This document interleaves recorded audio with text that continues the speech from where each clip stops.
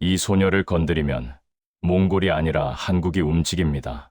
단 48시간 만에 한글 이메일 한 통으로 중국 에이전트의 노예 계약을 뒤집은 몽골 초원 소녀 때문에 세계 배구계가 발칵 뒤집혔습니다. 중국계 에이전트가 48시간 안에 서명하지 않으면 선수 등록 말소하겠다. 고 말하면서 계약서를 들이밀던 순간 고비 사막 목동의 딸이 보낸 서툰 한국어 메일이 한국 배구 리그를 움직였습니다. 그 뒤 48시간 동안 벌어진 일은 스카우트가 아니라 한 인간을 지키는 전면전이었는데요. 과연 이 소녀는 물건처럼 에이전트에 팔리는 운명을 어떻게 거부할 수 있을까요? 거대 강대국의 압박을 작은 한국이 어떻게 꺾었을까요? 지금부터 그 전말을 공개합니다. 안녕하세요. 저는 아유나 바트에르덴입니다. 고비 사막 변두리 천막 3개짜리 집에서 태어났어요. 아버지는 낙타 28마리를 키우는 목동이었고 어머니는 펠트를 짜서 관광객들에게 팔았죠. 제가 처음 배구공을 만진 건 12살 때였습니다. 공이 아니라 헝겊 뭉치였지만요. 마을 학교 운동장에 네트 하나가 걸려 있었어요. 녹슨 철봉 2개 사이에 낡은 그물이 매달려 있었죠. 체육 선생님이 말했습니다. 키 크고 뛰는 애들, 배구해봐라. 저는 그때 반에서 제일 컸어요. 영양실조 때문에 말은 체구였지만 유독 다리만 길었죠. 첫 점프 때 느꼈어요. 발이 땅에서 떨어지는 순간 제가 자유로워진다는 걸요. 0.3초 동안이지만 저는 유목민의 딸이 아니었습니다. 가난한 집 장녀도 아니었어요. 그냥 하늘을 나는 한 명의 인간이었죠. 15살에 울란바토르로 올라왔습니다. 국가대표 유소년팀 선발전이 있었거든요. 버스비 3만 투그릭. 우리 집 한 달 쌀값이었어요. 아버지가 낙타 한 마리를 팔아서 보내주셨죠. 한 번만 제대로 뛰어봐라. 선발전에서 62명 중 8등으로 붙었어요. 코치들이 제 점프력을 보고 놀랐습니다. 초원에서 뭘 먹고 자랐냐? 저는 대답하지 않았어요. 굶주림이 만든 근육이라고 말할 수 없었으니까요. 그렇게 7년이 흘렀습니다. 저는 초원의 번개라는 별명을 얻었어요. 스피드와 점프력으로 몽골 리그에서 주목받는 유망주가 됐죠. 하지만 유망주는 그저 유망할 뿐이었습니다. 월급 45만 투그릭, 한국 돈으로 20만 원 정도였어요. 그래도 집에 15만 투그릭씩 보냈어요. 남동생 학비와 아버지 약값. 어머니는 전화할 때마다 말했습니다. 내가 프로만 되면. 하지만 몽골의 프로리그 같은 건 없었죠. 저는 그저 버티고 있었을 뿐이었어요. 그리고 오늘 울란바토르 실내 체육관 코트 위에 서 있었습니다. 관중석 742명의 시선, 천장 형광등 12개가 만드는 하얀 빛, 그리고 제 심장박동 소리. 친선대회 결승전 마지막 세트였죠. 점수는 24대 23. 우리가 한 점 앞서고 있었습니다. 서브를 넣는 순간 공이 제 손끝을 떠났어요. 직선으로 날아간 공은 상대 리베로의 팔을 스쳤고 그대로 코트 밖으로 튕겨 나갔습니다. 휘슬이 울렸죠. 경기 종료였어요. 관중석에서 환호가 터졌습니다. 팀 동료들이 달려와 저를 끌어안았어요. 땀과 기쁨이 뒤섞인 순간이었죠. 코치가 제 어깨를 두드리며 말했습니다. 오늘 내가 MVP다. 저는 그저 고개를 숙이고 웃었어요. 기쁘다기보다는 안도했습니다. 또 하루를 버텼다는 안도감이었죠. 라커룸으로 향하는 통로는 좁았어요. 형광등이 깜빡이는 복도를 지나는데 누군가 제 이름을 불렀습니다. 아유나 바트에르덴 선수.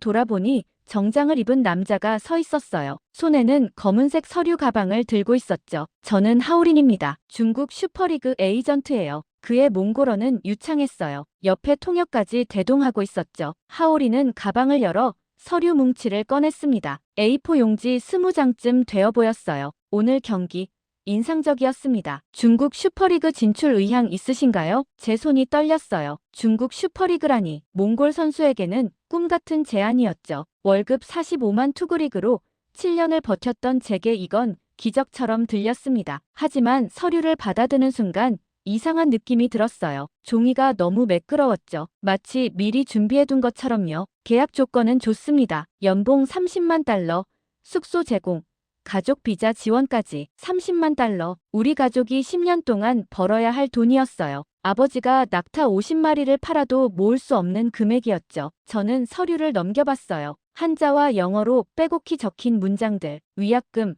전속권, 초상권 양도. 통역이 옆에서 설명했지만 머릿속에 들어오지 않았습니다. 정확히 언제까지 결정해야 하나요? 하울인이 시계를 봤어요. 48시간입니다. 정확히는 이틀 후 오후 3시까지요. 그의 목소리는 친절했지만 눈빛은 차갑게 느껴졌죠. 이 시간이 지나면 우리는 다른 선수를 알아봐야 합니다. 그리고 그가 잠시 말을 멈췄어요. 의미심장한 침묵이었죠. 선수 등록 문제도 복잡해질 수 있습니다. 몽골 체육연맹과 우리는 긴밀한 관계거든요. 그 말의 의미를 정확히 이해하는 데는 시간이 걸리지 않았어요. 거절하면 제 선수 생명이 위험해질 수 있다는 뜻이었죠. 목구멍이 타들어가는 것 같았습니다. 사인 안 하면 제가 선수가 아니게 된다고요? 하오리는 대답하지 않았어요. 그저 미소를 지었을 뿐이었죠. 그 미소가 모든 걸 말해주고 있었습니다. 15살 때 아버지가 낙타를 팔아보내주신 그 버스비가 떠올랐어요. 한 번만 제대로 뛰어봐라. 7년을 버텨왔는데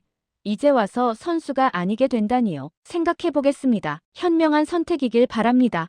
아유나. 하오리는 명함을 건네고 떠났어요. 통로에 저 혼자 남았습니다. 형광등은 여전히 깜빡이고 있었고 라커룸에서는 동료들의 웃음소리가 들려왔죠. 손에 쥔 서류가 돌처럼 무거웠어요. 48시간, 이틀. 제 인생이 결정되기까지 남은 시간이었습니다. 다음 날 아침 하오린이 우리 집에 나타났습니다. 울란바토르에서 버스로 4시간 거리 고비 사막 변두리 마을이에요. 천막 3개와 창고 하나가 전부인 우리 집 앞에 검은색 SUV가 먼지를 일으키며 도착했죠. 비포장도로를 달려오는 엔진 소리에 아버지가 먼저 밖으로 나갔고 저는 천막 안에서 숨을 죽인 채 그 광경을 지켜봤습니다. 차에서 내린 하오리는 정장 대신 캐주얼 재킷을 입고 있었어요. 친근하게 보이려는 계산된 선택이었죠. 그의 옆에는 어제 그 통역과 함께 카메라를 든 낯선 남자가 함께 있었는데 무언가를 기록하려는 듯 주변을 둘러보고 있었습니다. 안녕하십니까? 바트에르덴 씨. 하오리는 몽골식 인사를 하며 공손하게 고개를 숙였지만 그의 눈빛만큼은 날카롭게 우리 집 구석구석을 훑고 있었어요. 아버지는 대답 없이 그를 바라봤습니다. 60평생 초원에서 살아오며 수많은 상인과 중개인을 상대해온 사람의 눈빛이었죠. 따님 일로 왔습니다. 좋은 제안이 있어서요. 하울인의 목소리는 부드러웠지만 그 부드러움 뒤에 숨은 강압이 느껴졌어요. 아버지가 천막 쪽을 돌아보는 바람에 저는 어쩔 수 없이 밖으로 나가야 했습니다. 하울인이 웃으며 손을 내밀었지만 저는 악수하지 않았고 그는 개의치 않는다는 듯 가방에서 서류 뭉치를 꺼냈죠. 어제 드린 계약서 검토하셨나요? 저는 고개를 저었어요. 밤새 20장을 5번이나 읽었지만 한자투성이 법률 용어와 영어로 된 조항들은 도무지 이해할 수 없었거든요. 제가 확실히 알 수 있는 건 30만 달러라는 숫자뿐이었습니다. 하오리는 천막 옆 창고를 슬쩍 봤어요. 겨울 준비는 되셨나요? 창고 문이 반쯤 열려 있었는데 안에는 건초 다발 12개와 사료 포대 8개만 덩그러니 놓여 있었죠. 작년 이맘때 쌓여있던 양의 절반에 불과했습니다. 올해 가뭄이 심했다고 들었습니다. 낙타 사료값도 작년보다 2배 가까이 올랐다면서요. 그의 말에 아버지의 턱이 굳어졌어요. 그 말이 정확히 사실이었거든요. 올해 건초값은 작년보다 92%나 올랐고 겨울을 나려면 최소 20다발은 있어야 하는데 우리는 12개밖에 구하지 못한 상태였습니다. 그리고 아드님이 올해 고등학교에 입학하신다고요? 제 심장이 철렁 내려앉았어요. 남동생 바타르는 올해 15으로 시내 명문 고등학교에 합격했지만 연간 240만 투구릭이나 되는 기숙사비 때문에 우리 가족 모두가 고민하고 있던 문제였죠. 하오린이 서류를 넘기며 말을 이었습니다. 울란바토르 제7고등학교요. 배구 선수들도 많이 배출한 좋은 학교죠. 다만 기숙사비가 상당히 부담되실 텐데요. 어머니가 천막 안에서 물컵을 들고 나왔지만 엄마의 손은 미세하게 떨리고 있었습니다. 어떻게 그런 걸 다 아십니까? 어머니의 목소리에는 두려움이 섞여 있었어요. 하오리는 마치 그 질문을 기다렸다는 듯 미소 지었습니다. 저희는 선수를 영입하기 전에 모든 걸 조사합니다. 가족 구성원, 재정 상황, 부채 내역까지 빠짐없이 파악하죠. 통역이 새로운 서류를 꺼내 테이블 위에 펼쳤어요. A4 용지에 빼곡히 적힌 숫자들은 우리 집의 지난 3년간 수입과 지출 내역이었습니다. 아버지의 낙타 판매 수익, 어머니의 펠트 공예품 판매 수익, 제 월급 45만 투그릭, 그리고 우리가 숨기고 싶었던 빚까지 모두 적혀 있었죠. 지역 농협에 850만 투그릭 대출이 있으시고 연 이자율 18%로 매달 원리금 12만 투그릭을 상환 중이시네요. 아버지가 벌떡 일어났어요. 그건 우리 집안일입니다. 당신이 알 바가. 하울린이 손을 들어 아버지의 말을 가로막았습니다. 공개된 정보입니다. 그리고 이게 전부가 아니시죠. 그는 또 다른 서류를 꺼냈어요. 마을 상회에 외상 120만 투그릭, 작년 겨울 월동 물자 값입니다. 아유나 선수 월급에서 15만은 가족 생활비로 보내시고 12만은 대출 상환에 쓰시고 남은 18만 투그릭으로 본인이 울란바토르에서 생활하고 계시죠. 모든 게 정확했어요. 저는 입술을 깨물었습니다. 누군가 우리 정보를 팔았다는 걸 알았죠. 마을 사람 중 누군가 아니면 체육연맹 내부의 누군가가 우리 가족을 팔아넘긴 겁니다. 하울린이 새 봉투를 꺼내 천천히 열었어요. 계약금으로 5만 달러를 먼저 드립니다. 서명하시는 즉시요. 5만 달러는 우리 돈으로 2억 2천만 투그릭이었습니다. 모든 빚을 갚고 새 천막을 짓고 바타르 학비를 3년치 미리 내고도 남는 돈이었죠. 겨울 준비도 넉넉히 하시고 아드님 학비 걱정도 없애시고 새 가축도 들이실 수 있습니다. 어머니가 저를 봤어요. 그녀의 눈에는 눈물이 고여 있었고 그 눈물 속에는 살고 싶다는 간절함이 담겨 있었습니다. 아버지는 고개를 돌렸지만 그의 떨리는 어깨를 저는 놓치지 않았어요. 그리고 이건 덤입니다. 하울린이 마지막 카드를 꺼냈어요. 봉투 안에는 비행기표 4장이 들어있었습니다. 가족 비자예요. 중국 베이징행. 아유나 선수가 계약하시면 가족 전체가 베이징에 거주하실 수 있고 아드님은 베이징 국제학교에 진학 가능합니다. 창고 뒤에 숨어있던 바타르가 모습을 드러냈어요. 15살 소년의 눈에 희망이 번쩍였습니다. 베이징 국제학교는 몽골 유학생들 사이에서 전설처럼 불리는 곳이었죠. 누나, 바타르의 떨리는 목소리가 사막 바람에 실려왔어요. 저는 대답할 수 없었습니다. 목구멍이 모래로 막힌 것처럼 답답했죠. 하울린이 서류를 테이블에 내려놓으며 시계를 봤어요. 내일 오후 3시까지 연락 주십시오. 이 기회는 다시 오지 않을 겁니다. 그는 SUV에 올라탔고 차가 먼지를 일으키며 멀어지는 동안 우리 가족은 한마디도 하지 못한 채 그저 서 있었습니다. 차가 완전히 사라지고 나서야 아버지가 입을 열었어요. 딸아, 이건 계약이 아니야. 이건 우리 가족을 파는 거다. 알아요, 아빠. 제 목소리도 떨렸어요. 어머니가 주저앉으며 울음을 터뜨렸습니다. 하지만 우린 겨울을 못 넘겨요. 바타르 학교는 어떻게 하고? 아버지가 어머니를 부축하며 말했어요. 그래도 딸을 팔 순 없어. 살자고 하는 일이 사람을 파는 일이 되면 안 돼. 60년을 초원에서 살며 한 번도 눈물을 보이지 않았던 아버지의 눈에서 물기가 번졌습니다. 저는 더 이상 그 광경을 견딜 수 없어서 천막 안으로 들어갔어요. 낡은 가방 속에서 공책 한 권을 꺼냈습니다. 예전에 한국 예능 프로그램을 보며 따라 적었던 한글들이 삐뚤빼뚤하게 적혀 있었죠. 안녕하세요. 감사합니다. 도와주세요. 그날 밤 저는 결심했습니다. 물건처럼 팔리지 않기로요. 그날 밤 저는 천막 안에서 핸드폰 불빛만 켜놓고 앉아 있었습니다. 배터리는 37% 남았고 마을 공용 와이파이는 밤 10시면 끊기기 때문에 시간이 많지 않았어요. 낡은 공책을 무릎 위에 펼쳤습니다. 2년 전부터 조금씩 적어뒀던 한글들이 삐뚤빼뚤하게 남아있었죠. 안녕하세요. 감사합니다. 저는 아유나입니다. 처음 한글을 배운 건 우연이었어요. 울란바토르 체육관 휴게실에서 한국 예능 프로그램이 틀어져 있었고 자막 없이 방송되는 화면 속에서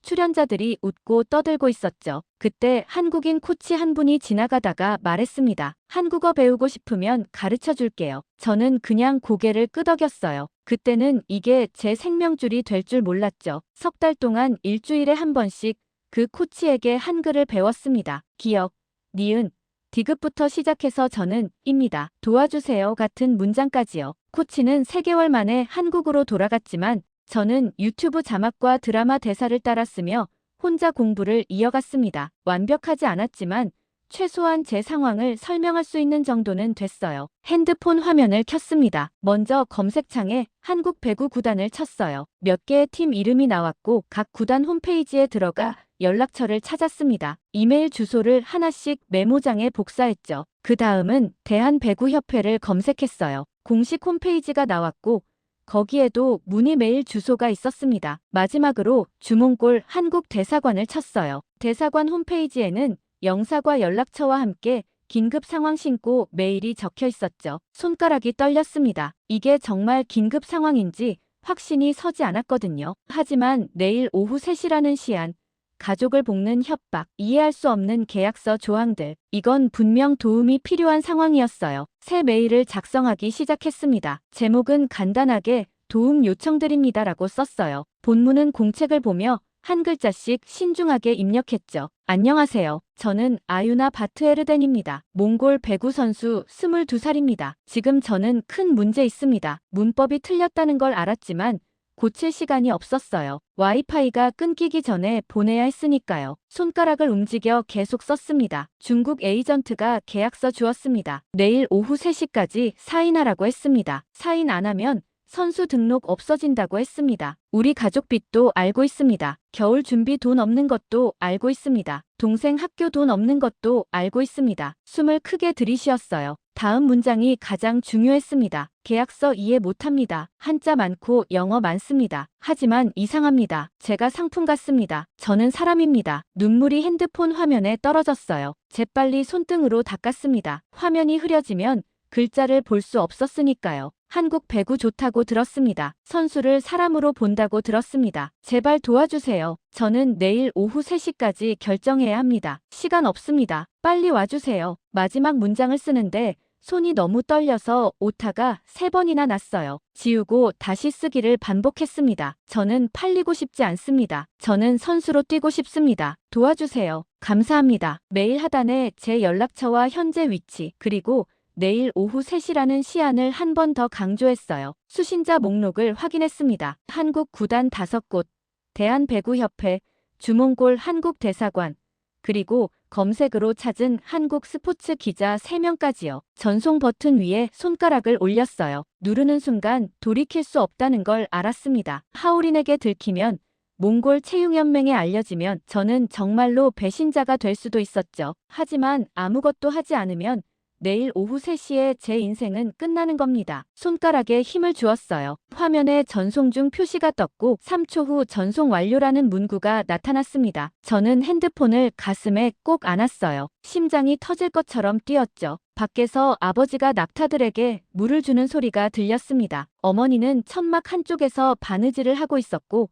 바타르는 이미 잠들어 있었어요. 평범한 밤이었지만 제게는 모든 게 걸린 밤이었습니다. 7분이 지났어요. 핸드폰 화면을 켰는데 새 알림이 떠 있었습니다. 메일함을 열었죠. 제목이 보였어요. 아리 도움 요청드립니다. 발신자는 한국의 한 구단이었습니다. 손이 떨려서 메일을 열기까지 5초나 걸렸어요. 화면에 한글이 나타났습니다. 아유나 선수님, 메일 잘 받았습니다. 상황을 이해했으며 내일 새벽 첫 비행기로 출발해서 아침에 도착하겠습니다. 그 전까지 아무것도 서명하지 마세요. 우리가 직접 확인하러 갑니다. 당신은 혼자가 아닙니다. 눈물이 쏟아졌어요. 소리 내지 않으려고 이불로 입을 막았습니다. 어머니가 눈치챌까봐 두려웠거든요. 메일을 5번 읽고 또 읽었습니다. 내일 새벽 첫 비행기로 출발이라는 문장이 믿기지 않았어요. 당신은 혼자가 아닙니다라는 말이 계속 눈에 들어왔죠. 10분 후 또 다른 메일이 도착했습니다. 이번엔 대한배구협회였어요. 상황을 몽골 대사관과 공유했습니다. 구단 측이 내일 아침 도착 예정이니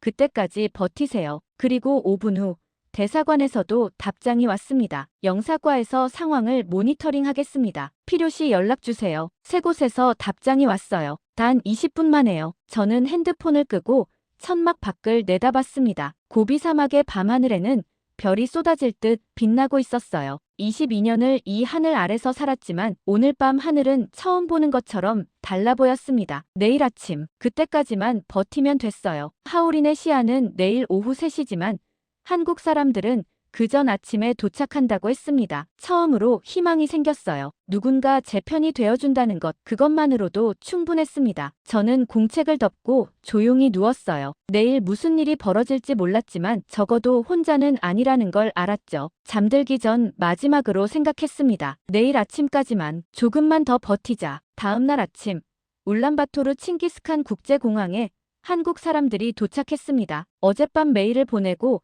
단 18시간 만이었어요. 하울인이 준 시한까지는 12시간 남은 상황이었죠. 저는 도착 게이트 앞에서 1시간을 기다렸습니다. 손에는 윤태준 코치님이라고 적은 종이를 들고 있었고 심장은 북처럼 뛰고 있었어요. 새벽 6시 비행기로 인천에서 출발했다는 문자를 받았을 때 저는 믿을 수가 없었습니다. 제 메일을 받고 단 몇 시간 만에 비행기표를 끊고 날아온다니요. 자동문이 열리고 사람들이 쏟아져 나왔습니다. 관광객들, 사업가들, 그리고 그 사이로 캐리어를 끌고 오는 두 사람이 보였어요. 한 명은 40대로 보이는 남자였고 옆에는 운동복을 입은 젊은 여자가 함께 있었죠. 남자가 제 손에 든 종이를 보고 바로 걸어왔습니다. 아유나 선수.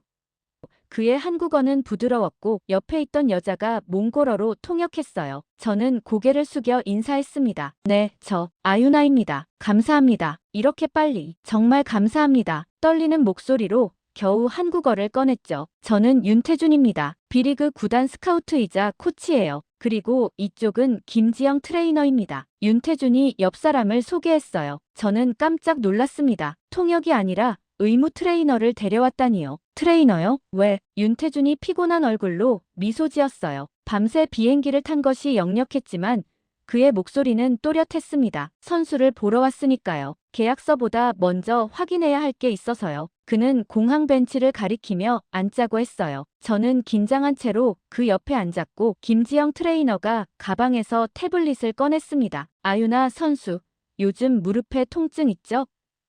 윤태준의 갑작스러운 질문에 저는 깜짝 놀라 그를 쳐다봤어요. 어떻게 아세요? 제 무릎은 석 달 전부터 가끔 욱신거렸지만 코치에게도 말하지 않았던 비밀이었거든요. 경기에서 제외될까봐 두려웠죠. 윤태준이 태블릿을 돌려 보여줬습니다. 화면에는 제 경기 영상이 프레임 단위로 분석된 채 떠 있었어요. 어제 선수님 메일 받고 바로 최근 경기 영상 20개를 분석했습니다. 착지할 때 왼쪽 무릎이 3도 정도 안쪽으로 꺾여요. 이 각도가 반복되면 반월상 연골에 무리가 가죠. 지금은 경미하지만 방치하면 6개월 안에 큰 부상으로 이어질 수 있습니다. 저는 말을 잃었습니다. 단 하루도 안 되는 시간에 제 경기를 분석하고 새벽 비행기를 타고 날아와서 제 몸 상태를 제 코치보다 더 정확히 알고 있는 사람들이었으니까요. 김지영 트레이너가 부드럽게 말했어요. 검사부터 하겠습니다. 계약은 그 다음 이야기예요. 하지만 시간이 오늘 오후 3시까지 제가 말하려는데 윤태준이 손을 들어 제지했어요. 압니다. 하오린 씨가 준 시안이죠. 하지만 우리는 선수를 데려오기 전에 선수를 지킵니다. 이게 우리 원칙이에요. 아유나 선수, 오늘 계약 이야기는 안 합니다. 당신 몸부터 제대로 확인할 거예요. 그 순간 눈물이 날 뻔했어요. 하오리는 계약서만 들이밀었는데 윤태준은 제 무릎을 먼저 걱정했으니까요. 상품과 사람의 차이가 이런 거구나 싶었습니다. 공항에서 나와 시내 스포츠의학센터로 향했어요. 윤태준이 어젯밤 한국에서 전화로 예약해둔 곳이었습니다. 도착하자마자 김지영 트레이너가 제 무릎과 발목, 어깨를 하나하나 검사했어요. 초음파 검사, 가동 범위 측정, 근력 테스트까지 1시간 반이 걸렸죠. 결과를 들으며 저는 충격을 받았습니다. 왼쪽 무릎 반월상 연골 미세 손상, 오른쪽 발목인대 약화, 어깨 회전근개 피로 누적. 김지영이 차분하게 설명했어요. 지금 당장은 뛸 수 있지만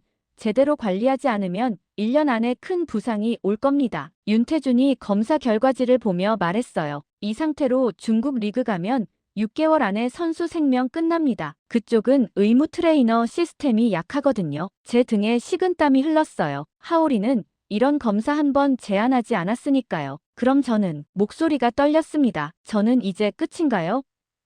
윤태준이 고개를 저었어요. 아닙니다. 3개월 재활 프로그램 거치면 회복 가능합니다. 우리 구단에 오면 그 프로그램을 제공할 수 있어요. 하지만 그건 아유나 선수가 결정할 문제죠. 그가 가방에서 서류를 꺼냈어요. 하오린이 내민 것보다 훨씬 얇았습니다. 이게 우리 계약서예요. 일단 읽어보세요. 몽골어 번역본도 준비했습니다. 그는 2개의 서류를 나란히 내밀었죠. 한국어 원본과 몽골어 번역본이었어요. 저는 몽골어 번역본을 펼쳤습니다. 조항은 명확했어요. 연봉 1억 8천만 원, 부상 시 전액 치료비 지원, 재활기간 급여보장, 계약기간 3년, 연장 선택권은 선수에게 있음, 초상권은 선수와 구단 공동 소유, 위약금은 합리적 범위 내에서 협의. 마지막 조항이 눈에 들어왔어요. 선수의 가족 방문권 연 사회보장, 통역 지원. 이건 저는 하울인의 계약서를 떠올렸습니다. 그쪽은 위약금이 무제한이었고 초상권은 평생 양도였으며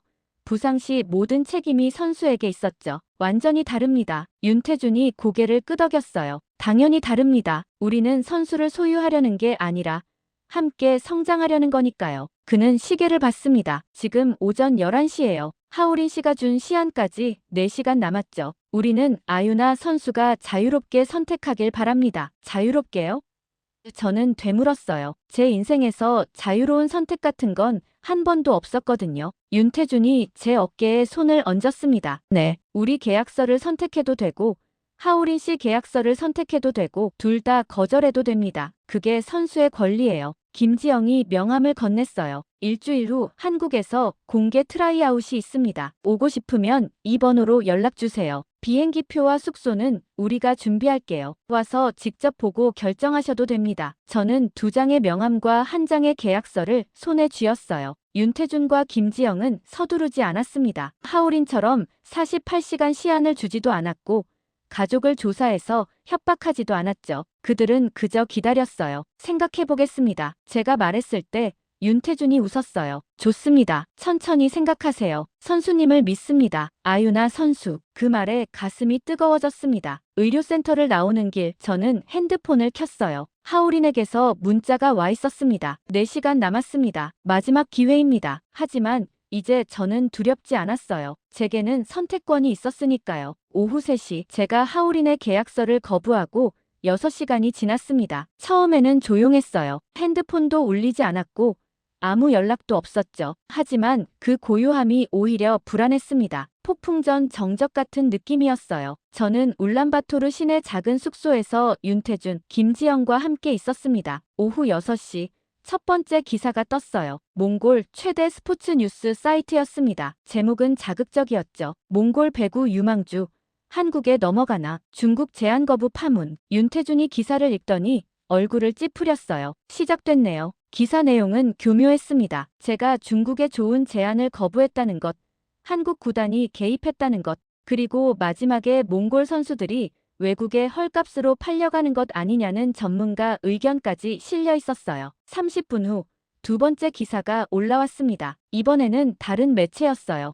아유나 선수 결정, 몽골 배구계에 던진 파장. 기사는 더 노골적이었죠. 중국은 몽골의 오랜 우방국이다. 한국의 접근은 양국 스포츠 교류에 찬물을 끼얹는 행위라는 연맹 관계자의 말이 인용되어 있었습니다. 저는 숨이 막혔어요. 이게 다 거짓말인데. 김지영이 제 어깨를 두드렸습니다. 여론전입니다. 하울인이 언론을 움직이고 있어요. 예상했던 일이에요. 하지만 예상했다고 해서 덜 무섭지는 않았습니다. 오후 7시 SNS가 폭발했어요. 몽골 네티즌들 사이에서 제 이름이 실시간 검색어 1위에 올랐습니다. 댓글들이 쏟아졌죠. 배신자, 돈에 눈먼 선수, 중국 형님들한테 받을 거 받고 한국 가려는 거 아니냐? 물론 저를 응원하는 댓글도 있었지만 악플이 압도적으로 많았어요. 제 핸드폰이 울렸습니다. 몽골 배구협회 바트볼드 위원장이었어요. 아유나 선수, 지금 상황 알고 있습니까? 여론이 좋지 않습니다. 외국 구단과의 접촉은 반드시 연맹 승인이 필요한데 이번 건은 절차를 무시한 거예요. 하지만 위원장님, 저는 바트볼드가 제 말을 끊었어요. 내일 오전 10시 연맹 사무실로 출석하십시오. 공식 조사가 있을 겁니다. 전화가 끊겼습니다. 윤태준이 제 표정을 보더니 물었어요. 연맹에서 연락 왔나요? 내일 조사받으러 오래요. 제 목소리가 떨렸습니다. 김지영이 물 한 잔을 건네주며 말했어요. 괜찮아요. 우리가 함께 갈게요. 하지만 괜찮지 않았어요. 연맹 조사는 선수 생명을 좌우하는 일이었으니까요. 오후 8시 상황이 더 나빠졌습니다. 이번에는 몽골 국영방송에서 뉴스로 다뤘어요. 앵커가 심각한 표정으로 말했습니다. 몽골과 중국의 스포츠 교류가 위기를 맞고 있습니다. 한 배구 선수의 결정이 양국 관계에 찬물을 끼얹고 있다는 지적이 나오고 있는데요. 화면에 제 사진이 떴어요. 작년 경기 장면이었습니다. 그리고 바로 이어서 중국 배구협회 관계자 인터뷰가 나왔죠. 우리는 몽골 선수들의 성장을 진심으로 돕고 있습니다. 하지만 일부 외부 세력이 개입해서 양국 우호 관계를 해치고 있어요. 김지영이 TV를 끄더니 한숨을 쉬었습니다. 완전히 여론전이네요. 저쪽은 당신을 배신자로 만들려고 하고 있어요. 윤태준도 고개를 끄덕였어요. 연맹도 압박받고 있을 겁니다. 중국과의 관계 때문에요. 그날 밤 9시 제 부모님께 전화가 왔습니다. 어머니였어요. 아유나야. 마을 사람들이 다 너 기사 봤대. 우리 집에도 기자들이 와서 물어봤어. 내가 정말 중국 계약 거부한 거 맞니? 어머니 목소리에는 혼란과 걱정이 섞여 있었습니다. 엄마, 그 계약서는 이상했어. 나한테 불리한 조항이 너무 많았어. 어머니가 한숨 쉬는 소리가 들렸어요. 그래도 돈은 많았잖니. 5만 달러면 우리 빚 다 갚고. 뒤에서 아버지 목소리가 들렸습니다. 여보, 그만해. 딸이 알아서 할 거야. 전화를 끊고 나니 눈물이 났어요. 가족까지 혼란스러워하고 있었습니다. 이게 다 제 잘못인 것 같았죠. 그냥 하울인 계약서에 사인했으면 이런 일은 없었을 텐데요. 김지영이 제 옆에 앉았습니다. 아유나, 지금 흔들리면 안 돼요. 이게 바로 저들이 원하는 거예요. 여론으로 당신을 압박해서 굴복시키려는 거죠. 그녀는 가방에서 서류 한 뭉치를 꺼냈어요. 내일 연맹조사 때 이걸 보여줄 겁니다. 서류는 하울인의 계약서 분석 자료였습니다. 김지영이 직접 작성한 것이었죠. 각 조항마다 문제점이 빨간색으로 표시되어 있었어요. 11조 사망, 부상시 위약금 무제한, 15조 1항, 보호자 동의로 영구 대리권, 18조, 초상권 평생 양도, 23조, 계약 해지 시 3년간 타 구단 이적 금지. 김지영이 제일 중요한 부분을 가리켰습니다. 그리고 29조, 모든 분쟁은 중국 베이징 법원 관할. 아유나, 이 계약서는 선수를 보호하지 않아요. 선수를 가두는 겁니다. 법률적으로 완벽하게 설계된 올감이에요. 저는 서류를 한 장 한 장 넘겼습니다. 김지영의 분석은 정확했어요. 제가 어렴풋이 느꼈던 불안함이 구체적인 문제점으로 드러나 있었죠. 내일 이걸 보여주면. 김지영이 고개를 끄덕였어요. 연맹도, 언론도, 하울인도 더 이상 당신을 몰아붙이지 못할 겁니다. 밤 11시 마지막 뉴스를 확인했어요. 이번에는 한국 언론이었습니다. 몽골 유망주 영입 논란, 한국 구단 곤혹. 기사는 조심스러웠지만 한국 내에서도 이 사안이 논란이 되고 있다는 내용이었죠. 일부 네티즌들은 왜 굳이 논란 있는 선수를 데려오느냐고 비판하고 있었습니다. 윤태준이 그 기사를 보더니 한숨을 쉬었어요. 구단 프런트도 압박받고 있을 겁니다. 여론이 나빠지면. 그는 말을 잇지 못했습니다. 하지만 저는 알았어요. 한국 구단도 저를 포기할 수 있다는 뜻이었죠. 자정이 넘어 잠자리에 들었지만 잠이 오지 않았습니다. 천장을 보며 생각했어요. 내가 잘못 선택한 걸까? 그냥 조용히 하울인 계약에 사인했어야 했나? 하지만 김지영이 분석한 계약서 내용이 머릿속을 맴돌았습니다. 평생 올가미, 평생 묶임. 새벽 3시쯤 핸드폰에 문자가 왔어요. 모르는 번호였습니다. 아유나 선수, 아직 늦지 않았습니다. 내일 오전 9시까지 연락 주시면 계약 조건 재협상 가능합니다. 하울인 마지막 회유였죠. 저는 문자를 지웠습니다. 그리고 김지영이 준비한 서류를 다시 펼쳤어요. 하나하나 읽으며 외웠습니다. 내일 연맹 조사에서 제가 할 말들을요. 여론이 저를 배신자로 만들어도, 연맹이 저를 압박해도 저는 진실을 말할 거예요. 이 계약서는 올감이라고, 저는 상품이 아니라 사람이라고. 다음 날 오전 10시 연맹 조사가 시작됐습니다. 회의실에는 바트볼드 위원장을 포함해 연맹 간부 5명이 앉아 있었어요. 저와 윤태준, 김지영이 그 맞은편에 앉았죠. 분위기는 무겁고 긴장감이 흘렀습니다. 바트볼드가 서류를 펼치며 말문을 열었어요. 아유나 선수의 외국 구단 무단 접촉건에 대해 조사하겠습니다. 그의 목소리는 공식적이고 차갑게 느껴졌어요. 김지영이 국제배구연맹 규정을 제시했고 윤태준이 정식 이적 상담 신청서를 제출했습니다. 회의는 팽팽하게 진행됐죠. 그때 회의실 문이 열렸어요. 하울인이었습니다. 그는 여전히 자신감 넘치는 표정으로 들어와 앉았죠. 구두 합의가 있었다는 주장과 함께 어머니가 동의했다는 영상까지 제시했어요. 저는 가슴이 철렁했지만 윤태준과 김지영이 조목조목 반박했습니다. 2시간 동안 공방이 이어졌어요. 결국 바트볼드가 일주일 유예 기간을 선언했습니다. 추가 증거를 제출하고 다음 주에 다시 모이겠습니다. 결론 없는 결론이었죠. 하지만 최소한 즉각 징계는 피했어요. 회의실을 나오며 김지영이 말했습니다. 이제 진짜 증거를 보여줄 차례예요. 오후 2시 김지영은 기자회견을 소집했어요. 울란바토르 시내 작은 호텔 회의실이었지만 몽골과 한국 기자 15명 정도가 모였습니다. 김지영이 단상에 섰어요. 그녀는 하오린의 계약서 사본을 스크린에 띄우며 차분하지만 단호한 목소리로 말하기 시작했습니다. 이 계약서를 분석한 결과 국제 스포츠 계약 기준에 심각하게 위배되는 조항들을 발견했습니다. 11조 사망, 부상 시 위약금 무제한, 선수가 훈련 중 다치기만 해도 평생 빚을 지게 되는 구조입니다. 기자들이 카메라 셔터를 누르기 시작했어요. 15조 1항, 보호자 동의로 영구 대리권, 부모가 한 번 사인하면 선수는 평생 자기 인생을 결정할 수 없습니다. 김지영은 멈추지 않았어요. 18조, 초상권 평생 양도, 은퇴 후 40년이 지나도 에이전시가 선수 얼굴을 상업적으로 이용할 수 있습니다. 23조, 계약 해지 시 3년간 타 구단 이적 금지, 선수를 법적으로 가두는 조항입니다. 그녀가 마지막 조항을 가리켰습니다. 29조, 모든 분쟁은 중국 베이징 법원 관할, 몽골 선수가 문제가 생기면 중국까지 가서 중국법으로 싸워야 합니다. 이건 계약이 아닙니다. 이건 법률 용어로 교묘하게 포장한 올가미입니다. 회의실이 술렁였어요. 한 기자가 손을 들었습니다. 그럼 이 계약서가 불법이라는 말씀입니까?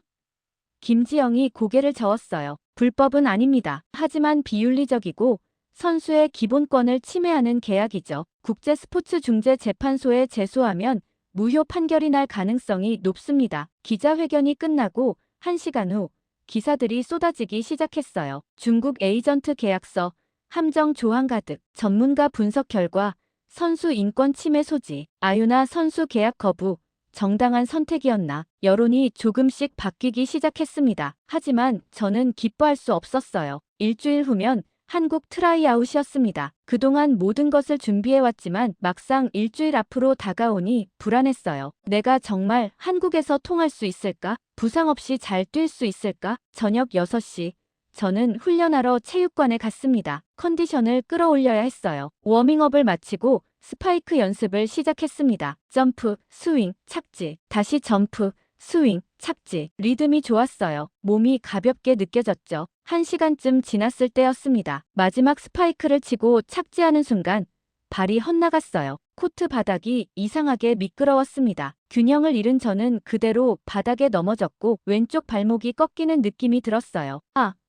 비명이 터져 나왔습니다. 발목에서 찌릿한 통증이 퍼졌어요. 저는 바닥을 짚고 일어나려 했지만 발목에 힘이 들어가지 않았습니다. 체육관 관리인이 달려왔어요. 괜찮아요?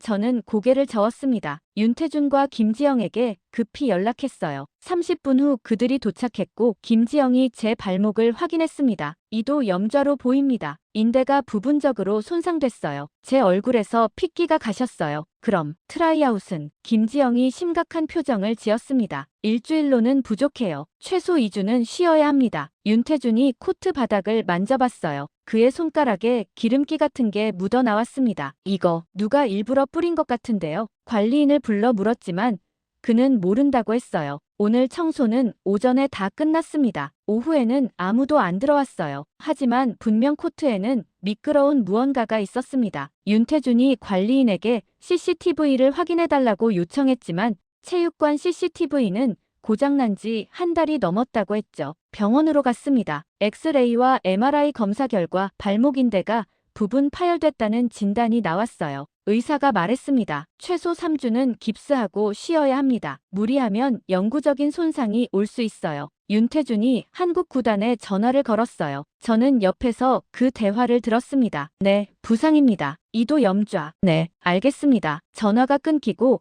윤태준이 저를 봤어요. 그의 표정이 어두웠습니다. 구단 프런트에서 회의한대요. 부상 선수 영입은 리스크가 크다고 이사회에서 반대 의견이 나오고 있답니다. 제 세상이 무너지는 기분이었어요. 여론전을 버텼고 연맹 조사도 넘겼는데 이제 와서 부상으로 모든 게 끝날 수도 있다니요. 호텔로 돌아왔습니다. 저는 침대에 누워 천장만 바라봤어요. 발목은 깁스로 고정되어 있었고 진통제를 먹었지만 통증은 가시지 않았습니다. 더 아픈 건 발목이 아니라 마음이었어요. 이제 끝인가? 이렇게 끝나는 건가? 밤 10시 문을 두드리는 소리가 들렸습니다. 김지영이었어요. 그녀는 손에 보온병과 작은 가방을 들고 있었습니다. 아유나, 문 열어요. 저는 목발을 짚고 문을 열었어요. 김지영이 들어와서 보온병을 테이블에 놓았습니다. 뭐예요?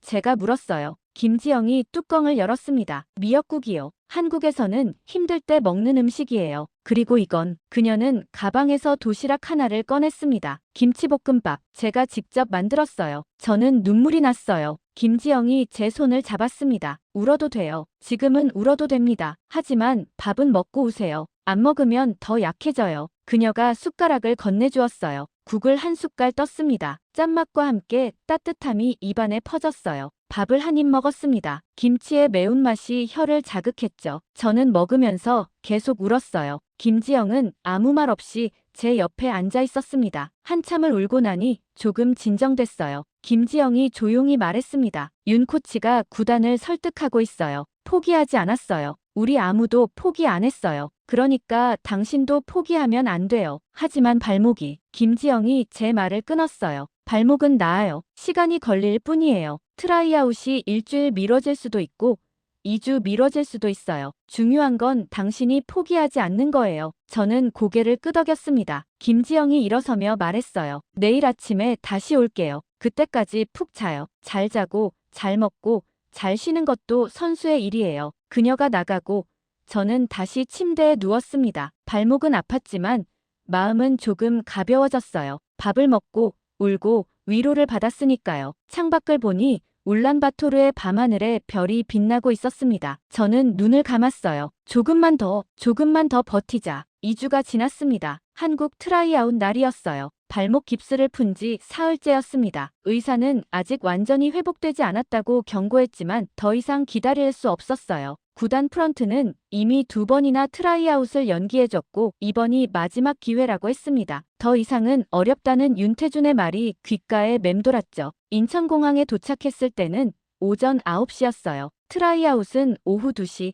경기도 수원 실내체육관에서 열릴 예정이었습니다. 시간은 5시간 남았지만 제 심장은 이미 경기장에 와 있는 것처럼 빠르게 뛰고 있었어요. 공항 도착 게이트를 나서는데 윤태준이 기다리고 있었습니다. 그의 표정은 복잡했어요. 아유나 선수, 솔직히 말할게요. 구단 이사회에서 반대가 많습니다. 부상 선수 영입은 리스크가 크다고요. 오늘 단 1세트만 기회를 준대요. 1세트요? 제 목소리가 떨렸습니다. 보통 트라이아웃은 최소 2세트, 길게는 풀게임을 뛰는데 1세트만 준다는 건 사실상 마지막 통보나 다름없었어요. 윤태준이 고개를 끄덕였습니다. 25점 경기 1세트. 그 안에서 보여줘야 해요. 미안합니다. 차를 타고 수원으로 향했어요. 창밖 풍경이 스쳐 지나갔지만 아무것도 눈에 들어오지 않았습니다. 머릿속에는 온통 1세트라는 말만 맴돌았죠. 발목을 움직여봤어요. 아직 뻐근했지만 참을 수 있는 정도였습니다. 참아야 해. 오늘만 참으면 돼. 체육관에 도착하니 이미 사람들이 모여 있었어요. 구단 코칭 스태프, 프런트 관계자들, 그리고 관중석에는 팬들과 기자들까지 있었습니다. 몽골에서의 소동 때문인지 한국 언론도 관심을 보이고 있었어요. 카메라 플래시가 터졌습니다. 라커룸에서 유니폼을 갈아입었어요. 한국 구단 유니폼이었습니다. 등번호 17번. 제 손이 떨려서 신발끈을 묶는 데만 3분이 걸렸죠. 김지영이 들어와서 제 발목에 테이핑을 해줬어요. 최대한 단단히 고정할게요. 하지만 무리하면 안 돼요. 통증 느끼면 바로 말해야 해요. 네. 짧게 대답했지만 속으로는 다짐했어요. 통증이 와도 참을 거야. 오늘 여기서 무너지면 모든 게 끝이야. 워밍업을 시작했습니다. 가볍게 조깅하고 스트레칭하고 패스 연습을 했어요. 발목이 삐걱거렸지만 움직임은 괜찮았습니다. 오후 2시 코트에 섰어요. 맞은편에는 구단 2군 선수들이 서 있었습니다. 실전과 똑같은 조건이었죠. 심판이 호루라기를 불었고 경기가 시작됐습니다. 상대팀 서브가 날아왔어요. 리베로가 리시브했고 세터가 토스를 올렸습니다. 제 차례였어요. 점프했습니다. 발목에서 찌릿한 통증이 왔지만 무시했어요. 공을 때리는 순간 손끝에서 익숙한 감각이 느껴졌습니다. 공이 상대 코트에 꽂혔어요. 점수판에 1대0이 떴죠. 관중석에서 박수 소리가 들렸습니다. 하지만 기쁨은 잠깐이었어요. 두 번째 플레이에서 리시브를 받으려고 움직이는데 발목이 삐끗했습니다. 균형을 잃어 공을 제대로 받지 못했어요. 상대팀 득점, 1대1 동점, 관중석이 조용해졌습니다. 세 번째, 네 번째 플레이도 마찬가지였어요. 움직임이 둔했고 타이밍이 어긋났습니다. 점프할 때마다 발목에서 경고음이 울렸고 착지할 때마다 통증이 퍼졌어요. 점수는 4대7로 밀렸습니다. 관중석에서 수근거리는 소리가 들렸죠. 역시 무리였나 봐. 부상 선수는 안 되는데. 타임아웃이 불렸어요. 벤치로 돌아왔을 때 윤태준이 물을 건네주며 물었습니다. 괜찮아요? 저는 고개를 끄덕였지만 제 얼굴에서 땀이 비오듯 흘러내리고 있었어요. 사실은 괜찮지 않았습니다. 발목은 비명을 지르고 있었고 몸은 말을 듣지 않았어요. 관중석을 봤습니다. 구단 이사 몇 명이 고개를 저으며 뭔가 이야기하고 있었어요. 포기하나 보다. 그 생각이 스치는 순간 관중석 한쪽에서 플래카드 하나가 펼쳐졌습니다. 한글로 함께 성장이라고 크게 쓰여 있었고 그 밑에 몽골어로도 같은 뜻이 적혀 있었어요. 김지영이었습니다. 그 옆에는 제가 모르는 한국 팬 서너 명이 앉아 있었어요. 그들이 박수를 쳤습니다. 저 혼자가 아니었어요. 누군가 제 편에서 응원하고 있었습니다. 경기가 재개됐어요. 점수는 여전히 4대7 3점 차였습니다. 상대팀 서브가 날아왔어요. 강한 서브였지만 저는 자세를 낮춰 리시브했습니다. 완벽한 리시브였어요. 세터가 토스를 올렸고 저는 다시 점프했습니다. 이번에는 달랐어요. 통증을 느끼지 않기로 했습니다. 아니, 느껴도 무시하기로 했죠. 상품이 아니라 사람으로, 올가미가 아니라 자유로 뛰기로 결심했어요. 공을 때리는 순간 모든 게 슬로우 모션처럼 느껴졌습니다. 블로킹 2명이 손을 올렸지만 제 공은 그 사이를 비집고 들어갔어요. 라인샷 5대7. 관중석에서 환호가 터졌습니다. 다음 플레이. 빠른 오픈 공격으로 한 점 더. 6대7. 그 다음. 백어택으로 동점. 7대7. 점수가 올라갈수록 제 몸이 가벼워졌어요. 통증은 여전했지만 이제는 그게 중요하지 않았습니다. 오직 공과 코트와 점수판만 보였어요. 10대9. 우리가 리드를 잡았습니다. 15대13. 격차를 벌렸어요. 20대18. 세트 포인트가 가까워졌습니다. 그때 상대팀이 타임아웃을 불렀어요. 벤치로 돌아왔을 때 윤태준이 웃고 있었습니다. 좋아요. 이대로만 가면 됩니다. 하지만 저는 알고 있었어요. 발목이 한계에 다다르고 있다는 걸요. 한두 플레이만 더 버티면 됐습니다. 경기가 재개됐어요. 21대19. 제 서브 차례였습니다. 공을 받아들고 숨을 깊이 들이마셨어요. 토스를 올리고 점프했습니다. 발목에서 찢어지는 듯한 통증이 왔지만 공은 이미 제 손을 떠난 후였어요. 서브 에이스. 22대19. 관중석이 들썩였습니다. 다음 플레이. 상대팀 공격을 블로킹했어요. 23대19. 그 다음. 센터 공격으로 한 점 추가. 24대19. 매치 포인트였습니다. 마지막 플레이. 상대팀 서브가 날아왔고 리시브가 올라왔어요. 세터가 제게 토스를 주었습니다. 마지막 점프였어요. 발목이 비명을 질렀지만 저는 온 힘을 다해 공을 때렸습니다. 공이 상대 코트라인 안쪽에 떨어졌어요. 심판의 호루라기가 울렸고 점수판에 25대19가 떴습니다. 세트 종료. 저는 그대로 코트에 주저앉았어요. 다리에 힘이 풀렸습니다. 팀 동료들이 달려와 저를 일으켜 세웠어요. 관중석에서는 기립박수가 터져 나왔습니다. 김지영이 눈물을 닦고 있었고 윤태준이 엄지손가락을 치켜 세우고 있었어요. 구단 이사들도 고개를 끄덕이며 뭔가 이야기하고 있었습니다. 라커룸으로 돌아왔을 때 발목은 퉁퉁 부어올라 있었어요. 김지영이 얼음찜질을 해주며 말했습니다. 다시 2주는 쉬어야 해요. 오늘 정말 무리했어요. 저는 대답하지 않았습니다. 그냥 천장을 바라보며 눈물을 흘렸어요. 아파서 운 게 아니었어요. 안도해서, 그리고 기뻐서 울었습니다. 드디어 증명했어요. 제가 상품이 아니라 선수라는 걸, 올가미가 아니라 날개가 필요한 사람이라는 걸요. 30분 후 윤태준이 라커룸에 들어왔어요. 그의 손에는 서류 한 장이 들려 있었습니다. 아유나 선수, 구단 이사회에서 승인 났어요. 정식 계약 제안합니다. 그는 서류를 건네주었어요. 떨리는 손으로 한 줄 한 줄 읽었어요. 공정한 조항들, 선수를 보호하는 문장들, 그리고 마지막 줄, 선수와 구단은 상호 존중과 신뢰 위에서 함께 성장한다. 저는 오늘 제 이름으로 뛰었습니다. 제가 말했을 때 윤태준이 웃으며 고개를 끄덕였어요. 그래서 우리가 당신을 원하는 겁니다. 상품이 아니라 선수로서요. 창밖을 보니 해가 지고 있었습니다. 한국의 저녁 하늘은 몽골과는 달랐지만 똑같이 아름다웠어요. 저는 서류를 가슴에 꼭 안았습니다. 새로운 시작이었어요. 1년이 지났습니다. 저는 한국 B리그 신인왕 후보에 올랐어요. 시즌 평균 득점 14.3점,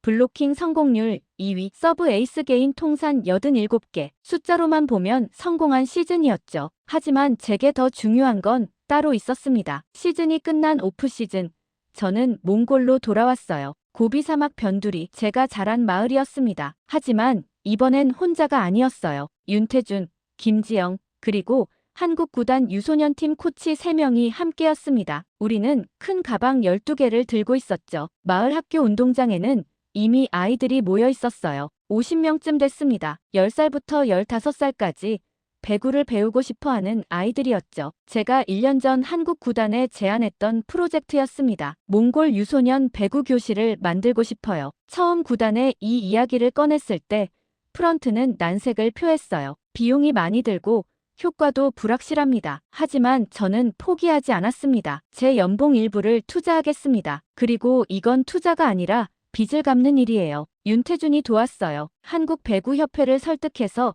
코치 파견 예산을 받아냈고 몽골 체육연맹과도 협의했습니다. 6개월 동안 준비한 끝에 오늘 첫 수업이 열리게 됐습니다. 안녕하세요. 저는 아유나 바트에르덴입니다. 제가 몽골어로 인사하자 아이들이 박수를 쳤어요. 얼굴에는 호기심과 기대가 가득했습니다. 오늘부터 여러분과 함께 배구를 배우려고 합니다. 한국에서 코치님들도 오셨어요. 가방을 열었습니다. 안에는 새 배구공 50개, 무릎 보호대 50세트, 운동화 50켤레가 들어있었어요. 한국 구단과 후원사들이 보내준 것이었죠. 아이들의 눈이 반짝였습니다. 많은 아이들이 제대로 된 배구공을 만져본 적이 없었을 거예요. 이 공들은 여러분 거예요. 집에 가져가서 연습하세요. 그리고 매주 토요일, 일요일 이곳에서 함께 배울 겁니다. 아이 하나가 손을 들었어요. 정말 우리가 가져도 돼요?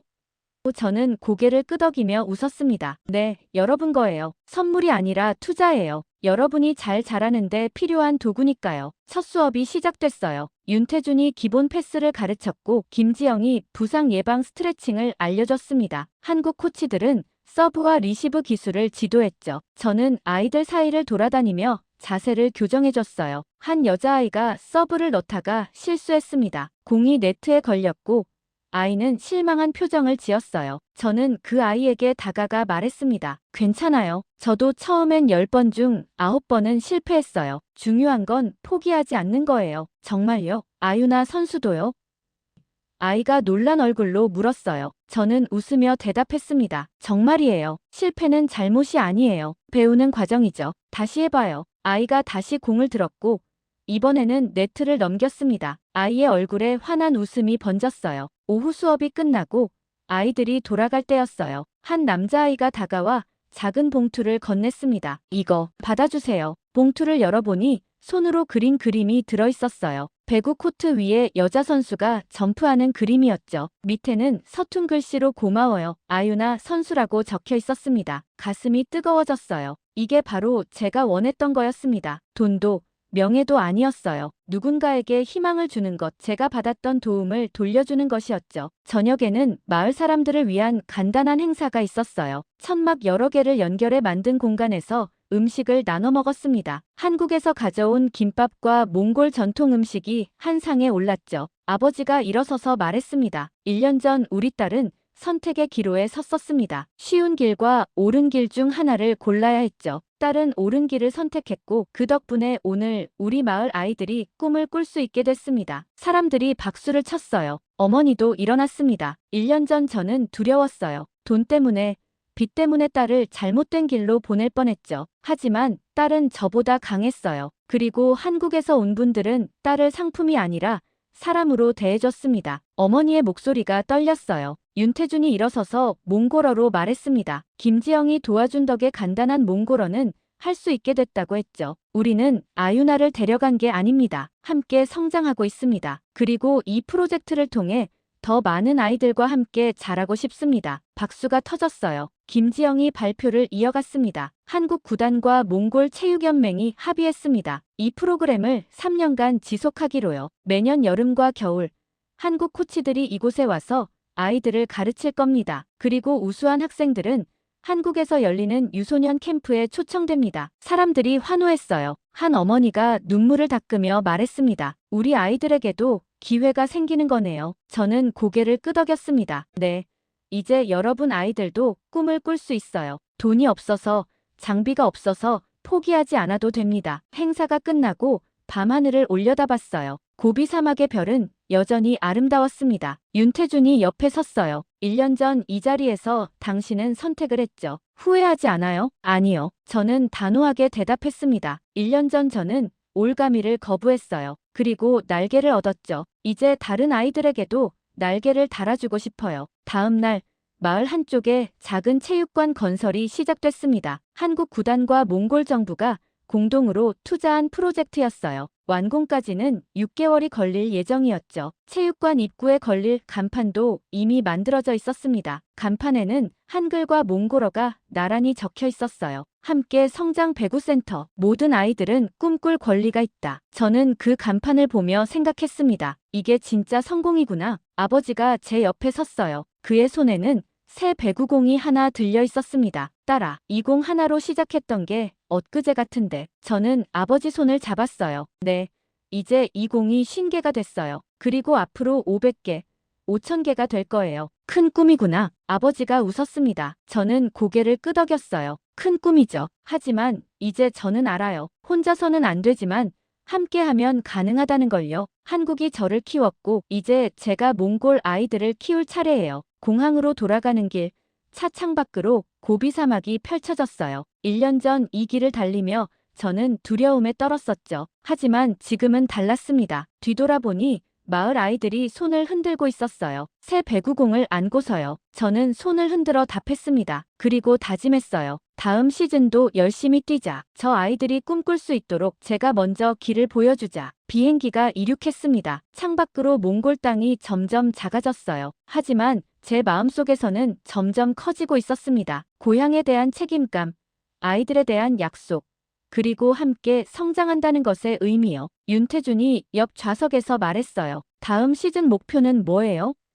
저는 웃으며 대답했습니다. 우승이요. 그리고 이 프로그램을 다른 몽골 마을로 확대하는 거요. 10명이 아니라 500명의 아이들에게 기회를 주고 싶어요. 욕심쟁이네요. 윤태준이 웃었습니다. 저도 따라 웃었어요. 배웠거든요. 한국은 저를 데려간 게 아니라 저를 사람으로 대해줬다고요. 이제 제 차례예요. 상품이 아니라 사람으로, 올가미가 아니라 연대로요. 비행기가 구름 위로 올라갔어요. 햇빛이 창문을 통해 들어왔고 제 무릎 위에는 마을 아이가 그려준 그림이 놓여 있었습니다. 저는 그 그림을 가슴에 안았어요. 1년 전 저는 48시간 동안 선택했습니다. 오늘 그 선택이 10명 아이들의 미래가 됐어요. 내년에는 500명이 될 거고 언젠가는 5000명이 될 겁니다. 이게 바로 함께 성장한다는 것의 의미였어요.